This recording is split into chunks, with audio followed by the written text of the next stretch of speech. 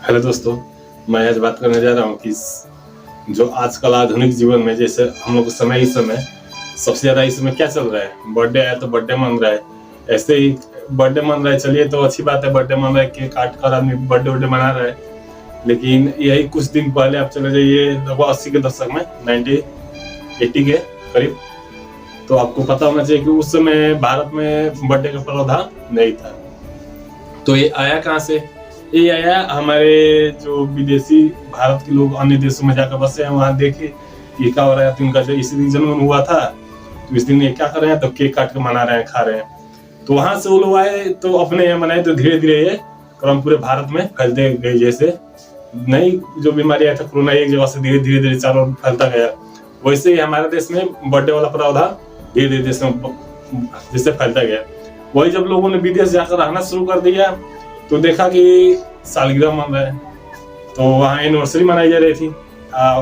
Anniversary के अभी 2 minute पहले हम बात किए ना, ये बर्थडे वाला भारत में बर्थडे उसमें कैसे मनाए, तो पूजा होता था, हवन होता, यानी भारत के पुरानी परंपरा को लेकर हमारे देश में बर्थडे मनाया जाता था, या कुछ यानी सेलिब्रेशन होता तो हवन, पूजा सामग्री, नारियल फोड़ना, दिया जला। इसमें तो लोग बर्थडे में दिए बुता रहे हैं, तो परिवर्तन हो ही रहा है, आप देखते हैं।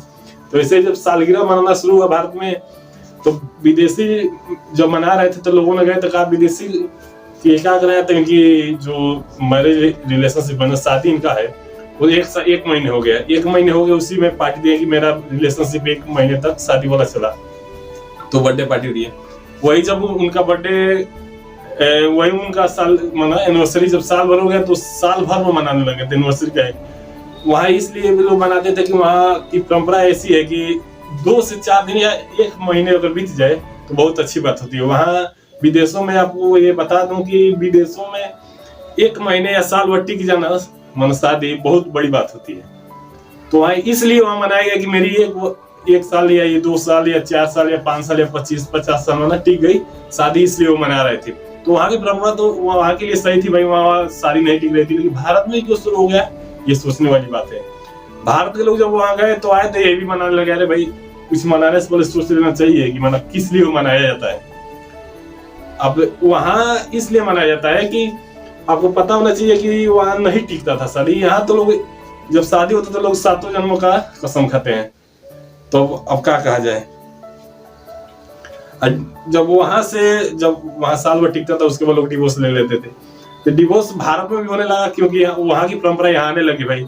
जब वहाँ की परंपरा यहाँ आने लगी तो डिवोर्स भी होना शुरू हो गया। आपको सोचना चाहिए कि भारत में मन रही तो मन रही है, अच्छी बात है, हम तो नहीं कहें कि नहीं मनाइए, खुशी है खुशी मनाइए, लेकिन उसकी जानकारी लेकर मनाइए। अब सालगिरह का मतलब ये थोड़ा है कि केक ही काटा जा रहा है। भारत से जुड़े रीति परंपरा जो है ना, उससे आप लेकर चलिए। भारत में क्या होता था, पहले हवन होता था, पूजा पाठ होता था, यानी एक माहौल होता था कि लगता है कि फिर शादी पड़ी है, इस तरह माहौल होता है। इस समय का एक रूम में गए केक काटे, होटल में गए केक काटे, बात खत्म, अब हो गया। अब क्या कहा जाए, समय बदल रहा है तो समय को उनसे बदलना ही पड़ेगा, तो बदलिए, लेकिन कुछ परंपरा को अपने साथ लेकर बदलिए भाई। अब ऐसे ही बदल जाएंगे तो लोग आपको जो ना कहना होगा वो कहेंगे। तो इसलिए समय अनुसार धीरे धीरे बदलिए। अब एक बाइक बदल रहे हैं वो भी सही है, लेकिन कुछ परंपरा होना चाहिए हमारे साथ कि हाँ कि मैं इस देश का निवासी, मैं इस राज्य का, इस क्षेत्र का लेकर चले, ऐसी परंपरा बदलना चाहिए। ऐसे ही और बातें मैं बताता रहूंगा। जय हिंद।